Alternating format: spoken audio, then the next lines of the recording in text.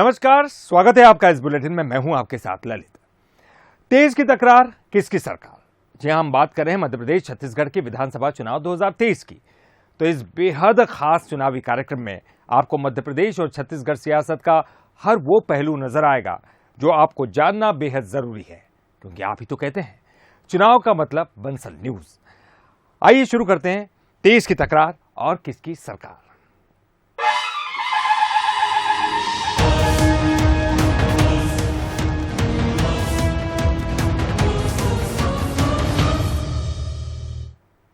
और बुलेटिन में सबसे पहले बात करेंगे ऑल इज वेल की। जी हां, दिल्ली में शुक्रवार को होने वाली कांग्रेस की बैठक जब टली तो एमपी में सियासी खलबली मच गई। बीजेपी ने अंदरूनी खींचतान को लेकर तंज कस दिया।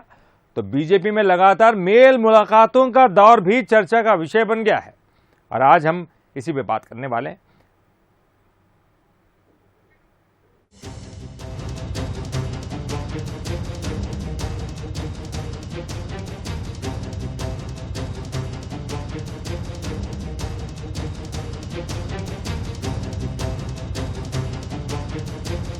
एमपी कांग्रेस के दिग्गज नेताओं की ये तस्वीर दिल्ली की है, जहां पीसीसी चीफ कमलनाथ को छोड़कर तमाम सीनियर लीडर मौजूद हैं।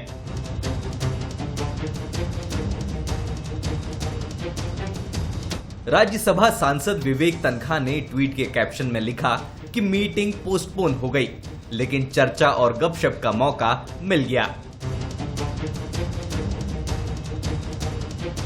दरअसल दिल्ली में एमपी कांग्रेस के टॉप लीडर्स की बैठक कांग्रेस अध्यक्ष और राहुल गांधी के साथ होनी थी, जिसमें एमपी चुनाव को लेकर मंथन होना था, पहले 24 को और फिर 26 को, जिस पर कहा यह गया कि कर्नाटक में मंत्रिमंडल विस्तार के चलते बैठक टल गई, लेकिन सियासत नहीं टली। गृह मंत्री नरोत्तम मिश्रा ने अपने अंदाज में निशाना साधा और अंदरूनी खींचतान पर तंज कस दिया। नहीं, सिंपल मामला है। ये जो बैठक होगी इसमें कांग्रेस के अध्यक्ष मौजूद रहेंगे, क्योंकि मध्य प्रदेश के मामले में ये इस तरह की पहली बैठक हो रही है और क्योंकि मंत्रिमंडल का विस्तार है और खड़गे जी का राज्य है कर्नाटक, इसलिए उनका वहाँ रहना जरूरी था, इसलिए रद्द नहीं हुई, पोस्टपोन हुई। तारीख पर तारीख। दरअसल है क्या कि कांग्रेस में दो तरह के नेता हैं, एक जनप्रिय नेता है कुछ और कुछ 10 जनपद के प्रिय। जनप्रिय नेताओं की वाट लगा रखी है। अब मध्य प्रदेश में अपन जीतू पटवारी जी को ले लें, अरुण यादव जी को ले लें, उन्हें कोई पूछ नहीं रहा है, हाशिए पर करने की कोशिश की जा रही। और 10 जनपद के प्रिय हैं, उनको आगे बढ़ाते हैं। बात कांग्रेस की ही नहीं, बीजेपी में भी सियासी हलचल तेज है। बीते 3 दिनों से अलग अलग स्तर पर बैठक और नेताओं की मेल मुलाकात बहुत कुछ कह रही है। बुंदेलखंड में विरोध के स्वर उठे तो कुछ नेता अपनी ही पार्टी के लिए इशारों में कुछ कहते नजर आए। हालांकि जो चर्चा में ज्यादा है, उन्होंने ऑल इज वेल भी कह दिया। ये मेरा व्यक्तिगत मत है। कुछ लोग जो हमारे मूल कैडर को नहीं मानते हैं, कुछ लोगों की जिस प्रकार से भारतीय जनता में एंट्री हुई है, उनके कारण ये हमें लगता है कि ये असंतोष की स्थिति है। कुछ भी सोशल मीडिया पे लिखना, भारतीय जनता पार्टी के बारे में लिखना, यदि इस प्रकार से लिखा जाएगा तो निश्चित तौर पे ये चिंता का विषय है। ये सब जो कुछ भी बुंदेलखंड में हुआ है, इसका हमें लगता है कि 2-3-4 दिन के भीतर कुछ बढ़िया सब कुछ हो जाए। बार बार कभी भाई कहते थाली में छेद कर रहे हैं, कौन है वो लोग? या everything is all is well, nothing is wrong. नहीं, लेकिन वो ललित वो कह रही हैं कि आपको टिकट नहीं मिलेगा, चुनाव नहीं लड़ेंगे। मुझे नहीं पता कौन क्या कह रहा है। Everything is all is well. 2023 चुनाव में अभी थोड़ा वक्त है, लेकिन सियासत चरम पर है, जिससे ये तो साफ है कि 2018 से ज्यादा घमासान 23 में दिखाई देगा। और जिसने बेहतर सामंजस्य और संवाद बैठा लिया, उसका बेड़ा पार हो जाएगा। Bureau report, Bansal news. और अब बात करेंगे संतों पर सियासत की। जी हां, पूर्व मंत्री सज्जन वर्मा अक्सर अपने बयानों को लेकर चर्चा में रहते हैं, लेकिन उनके संतों पर आए एक बयान ने सियासी पारे को बढ़ा दिया है। धार्मिक संगठन तो इस पर आक्रोशित है ही, बीजेपी ने भी इस पर अपनी तीखी प्रतिक्रिया दी है। तो आखिर पूरा मामला क्या है, इस रिपोर्ट से समझिए। धर्म की भी दुकानें खुल गई हैं, ये भी सुनने लायक बात है। धर्म की भी दुकान खुल गई, पहले छोटी दुकान देती थी, अब बड़ा जनरल स्टोर खुल गया। वो धीरेन्द्र शास्त्री बाबा बागेश्वर धाम वाला, एक शिवर वाला प्रदीप मिश्रा, बड़ी दुकान खोल ली। पूर्व मंत्री सज्जन वर्मा के इस बयान ने मध्य प्रदेश की सियासत में एक बार फिर संतों पर बहस गर्म कर दी है।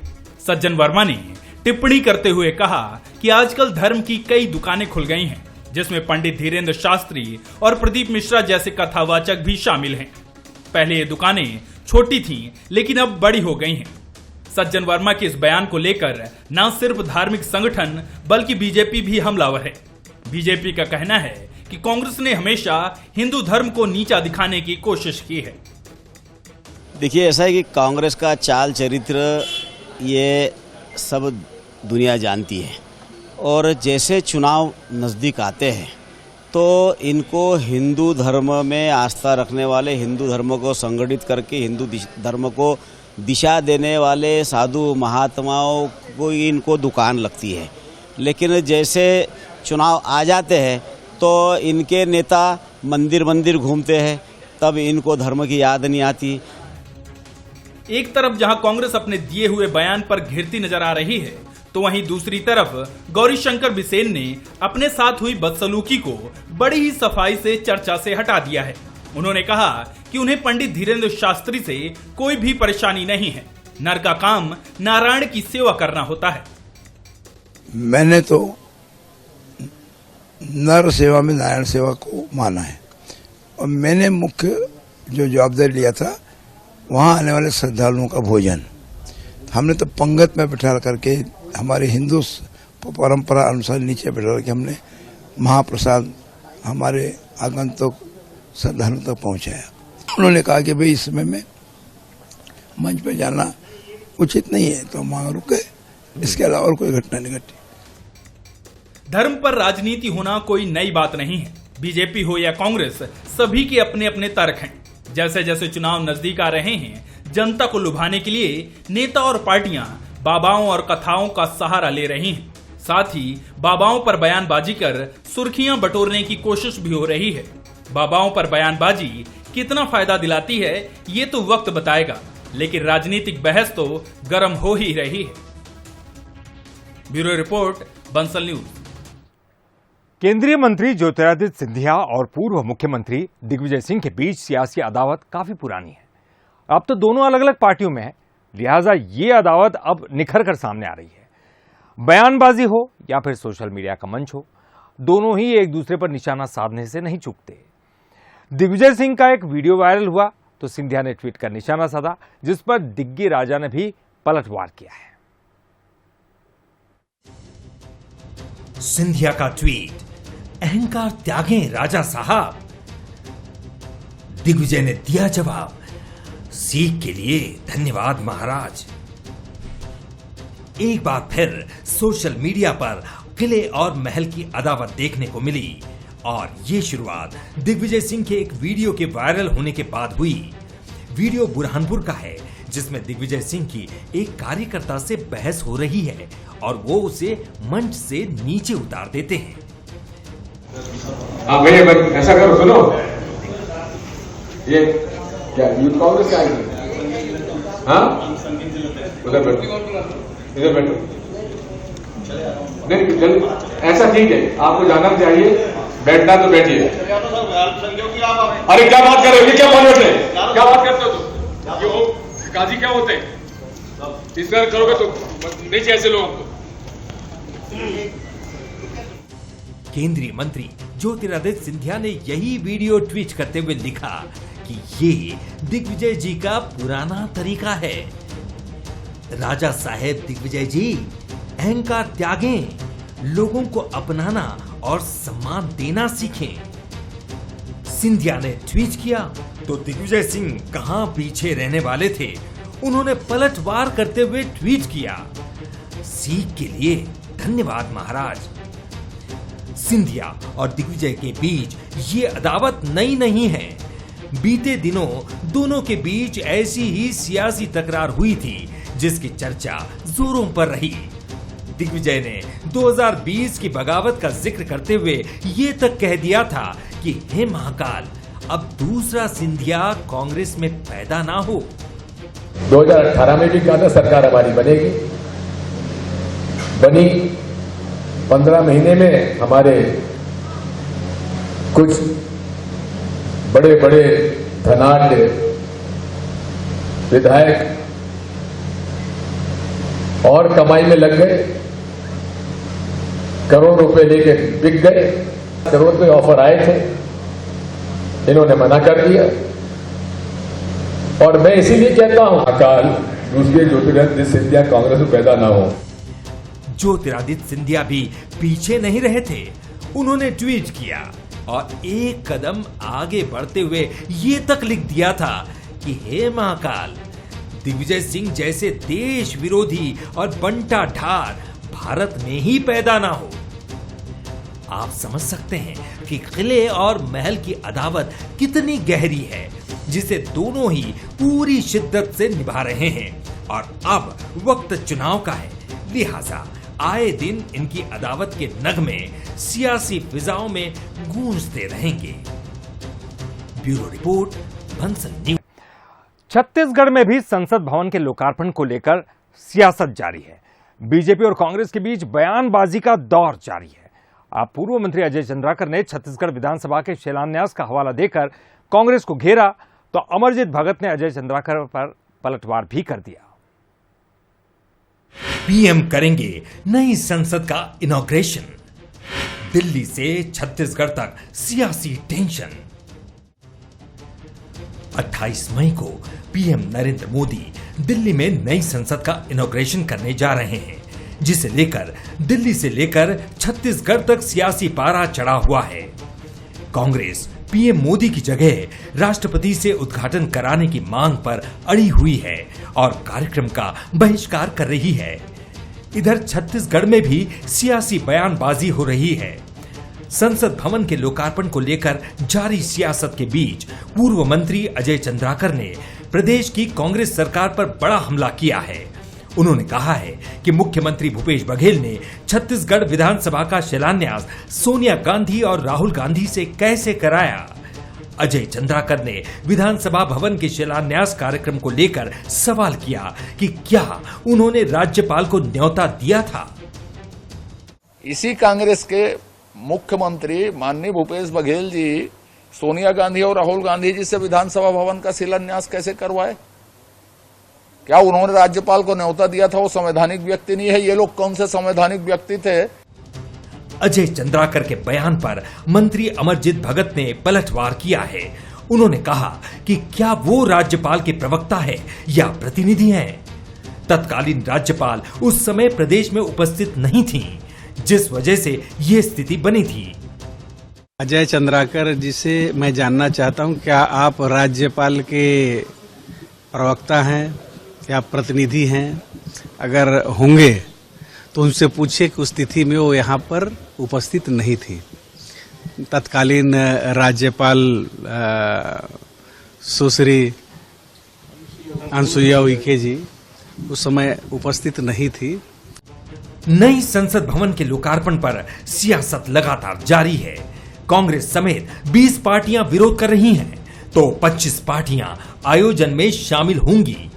दिल्ली में सियासी घमासान मचा हुआ है और इसकी आंच छत्तीसगढ़ में भी महसूस की जा रही है। Bureau report, Bansal news. CM Bhupesh Baghel ने सर्व आदिवासी समाज के नेता अरविंद नेताम को निशाने पर लिया है। सीएम ने नेताम की विश्वसनीयता पर सवाल उठाते हुए आरोप लगाया कि वो सूबे में बीजेपी की बी टीम की तरह काम कर रहे हैं। ये खास रिपोर्ट देखिए। सर्व आदिवासी समाज के नेता और पूर्व केंद्रीय मंत्री अरविंद नेताम को लेकर सीएम भूपेश बघेल ने अपने तेवर कड़े कर लिए हैं। जगदलपुर में हुई प्रेस कॉन्फ्रेंस में नेताम की विश्वसनीयता पर सवाल उठाया है। भूपेश ने कहा कि अरविंद नेताम ने कांग्रेस को नुकसान ही पहुंचाया है। जहां तक अरविंद नेताम की विश्वसनीयता कहीं रही नहीं, कांग्रेस में थे, बड़े बड़े पद में रहे, उसके बाद वो बसपा में चले गए, फिर भाजपा में चले गए, फिर कांग्रेस में आए। नंद कुमार पटेल जी ने उसको बड़ा सम्मान दिया था, उसके बाद फिर छोड़ के चले दिए। फिर हम लोग पकड़, भाई पुराने हो, चल आ जाओ, फिर आए। उसके बाद मुझे बोल दिया कि मुख्यमंत्री क्या है, खेत का किस खेत का मूली है, वो भी बोल दिया, वो भी सुन लिए।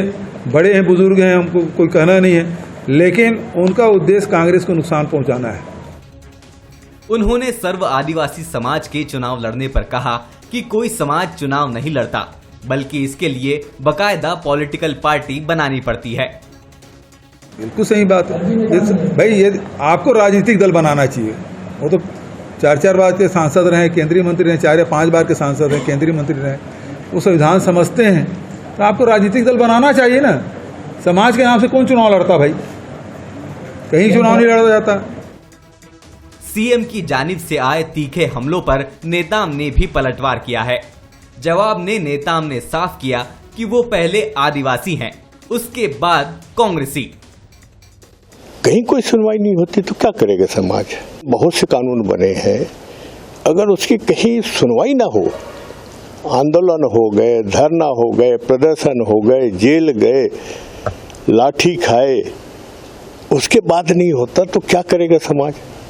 हम तो यही तो जानना चाहते हैं। इंदिरा गांधी को कहता था मैं पहले आदिवासी हूं फिर कांग्रेसी हूं। नेताम ने पहले की सरकारों पर आरोप लगाया कि सूबे में लगातार आदिवासियों की अनदेखी की गई, उनसे जुड़े मुद्दों को तवज्जो ही नहीं दी गई। कोई सुनवाई न होते देखकर समाज ने चुनाव मैदान में उतरने का फैसला लिया। सर्व आदिवासी समाज 50 सीटों पर चुनाव लड़ने जा रहा है। रजत वाजपेयी, बंसल न्यूज, जगदलपुर। और अब जाते जाते बात अतीत के पन्नों की, यानी कि फ्लैशबैक की। बंसल न्यूज के खास कार्यक्रम नो पॉलिटिक्स प्लीज में शामिल हुए पूर्व मंत्री जीतू पटवारी ने कई सवालों के बेबाकी से जवाब दिए थे। इस दौरान कुछ ऐसे किस्से भी सामने आए जिनसे लोग ज्यादा वाकिफ नहीं थे। तो चलिए सुनते हैं बंसल न्यूज हेड शरद द्विवेदी और पूर्व मंत्री जीतू पटवारी के बीच हुई बातचीत के कुछ खास हिस्से। मल्हार आश्रम में एक घटना के बारे में हम जानते हैं कि एक राजनेता, अगर आप नाम लेना चाहें न लेना चाहें ये आप पर है, लेकिन वो बड़ी चर्चित घटना थी जिसमें आपका 3 दिन का एक हड़ताल, भूख हड़ताल आपकी बड़ी चर्चा में रही। वो बचपन की बातें हैं, मैं समझता हूँ कि बचपना था। हमारे विजय शाह जो पूर्व में मंत्री रहे, अच्छे भारतीय जनता पार्टी के कद्दावर नेता, और मेरे तो व्यक्तिगत पारिवारिक हैं, वो भी उसी स्कूल में पढ़े। उनका भाई जो विधायक है वो भी स्कूल में पढ़ा, उनका एक भाई और है जो वो भी उसी स्कूल में पढ़े। ऐसे कई लोग, कई विधायक पढ़े, कई मंत्री पढ़े जी।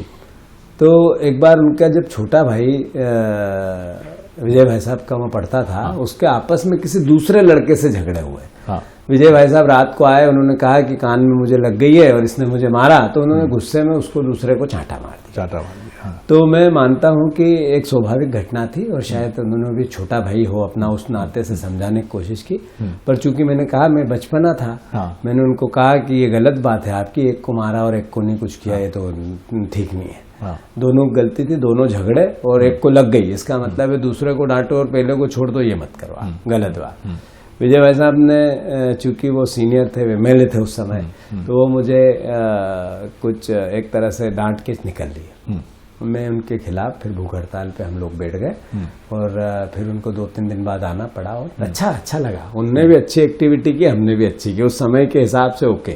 पर चूंकि हमारे भाई साहब थे, सीनियर थे, उनका रिस्पेक्ट, जितने सीनियर्स हमारे स्कूल्स में जाते हैं उनका रिस्पेक्ट बहुत हेवी होता है, जानता तक आज तक भी स्कूल में पढ़े उसके अलग से नंबर है, मेरे भी और उनके भी। उनको वो मेरे लिए भी करते हैं, मैं उनके लिए भी करता हूँ। तो आपको एक बहुत आक्रामक व्यक्ति के तौर पर प्रस्तुत किया जाता है, आप ऐसे लोगों से क्या कहेंगे? क्या वाकई आप इतने आक्रामक हैं? नहीं, जरूर। ये बात मैं जब से सार्वजनिक जीवन में आया, मुझे विपक्ष में काम करने का अवसर मिला 2008 से लगातार। मैं यूथ कांग्रेस का प्रदेश का अध्यक्ष रहा, फिर विधायक रहा, विधानसभा में भी मैंने लगातार विपक्ष की भूमिका निभाने की कोशिश की। तो ये कारण था कि मुझे एक एग्रेसिव रोल प्ले करना था। व्यक्ति के रूप में मैं मानता हूं कि जो आज शिवराज सिंह चौहान है, हमारे विचारधारा से विरोधी हो सकते हैं, पर मेरे प्रदेश के मुख्यमंत्री हैं। इस नाते कोई ऐसी बात कि मेरे को उनसे नफरत है ये नहीं हो सकती, पर व्यवस्था के खिलाफ उनसे मुझे बात करनी पड़ेगी। और चूंकि अगर वो मैं नहीं करूंगा तो फिर कौन करेगा, और ये राजधर्म या एक लोकतंत्र का धर्म निभाएंगे कैसे। और मुझे जनता ने काम क्या दिया है? काम ये दिया है कि आपको विपक्ष में रहते हुए आपके क्षेत्र की जनता की सेवा करनी और मध्य प्रदेश के उन मुद्दों को जिस पे सरकार का ध्यान नहीं जाता उठाना है। तो ऐसा लगता है सबको कि जीतू को हो सकता है, पर मेरा किसी से एग्रेशन मीन्स किसी के व्यक्तिगत खिलाफ मेरा नेचर ही नहीं है। मेरी ज़िंदगी में मैंने किसी की शिकायत नहीं की आज तक। एक बार जीवन में किसी की आज तक मैंने शिकायत ही नहीं की, किसी से मुझे शिकायत है ही नहीं। मेरा काम है वो मैंने किया। और 23 की तकरार किसकी सरकार में फिलहाल इतना ही।